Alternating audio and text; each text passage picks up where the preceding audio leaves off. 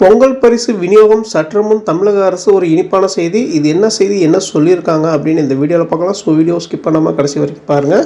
அதுக்கு முன்னாடி நீங்கள் நம்ம சேனலுக்கு புதுசாக வரீங்க அப்படின்னா மறக்காமல் சப்ஸ்கிரைப் பண்ணிவிடுங்க. அப்படியே பக்கத்தில் இருக்கக்கூடிய பெல் பட்டனை கிளிக் பண்ணிவிடுங்க.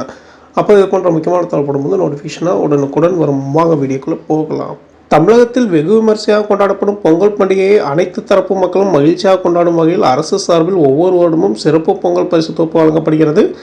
ஒவ்வொரு வருடமும் ரொக்க பணமும் வழங்கப்படும் நிலையில் கடந்த 2025ஆம் ஆண்டு நிதி நெருக்கடி காரணமாக ரொக்கம் வழங்கப்படவில்லை.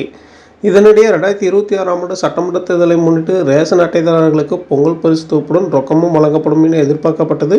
ஆனால் மக்களுக்கு ஏமாற்றம் அளிக்கும் வகையில் விதமாக 1 கிலோ பச்சரிசி, 1 கிலோ சர்க்கரை மற்றும் ஒரு முழு கரும்பு 2.22 கோடி ரேஷன் அட்டைதாரர்களுக்கு வழங்கப்படும் என அரசு அறிவித்தது. இந்நிலையில் வருகின்ற ஜனவரி 8ஆம் தேதி பொங்கல் பரிசு தொகுப்பு விநியோகத்தை முதல்வர் ஸ்டாலின் அவர் தொடங்கி வைக்க இருப்பதாக புதிய தகவல் வெளியாகியுள்ளது. இதனால் ரொக்கப்பணம் வழங்குவது குறித்து அரசு விரைவில் அதிகாரப்பூர்வ அறிவிப்பை வெளியிடும் என எதிர்பார்க்கப்படுகிறது. ஆனால் மிகவும் எதிர்பார்த்து காத்திருந்த ரொக்க பரிசு குறித்த அறிவிப்பு வெளியாகாததால் பொதுமக்கள் அதிர்ச்சி அடைந்தனர். இந்நிலையில் ரூபாய் 3000 ரொக்க பரிசு குறித்த அறிவிப்பை தமிழக முதல்வர் ஸ்டாலின் அவர்கள் விரைவில் வெளியிடுவார் என அரசு வட்டாரங்கள் கூறி வருகின்றன.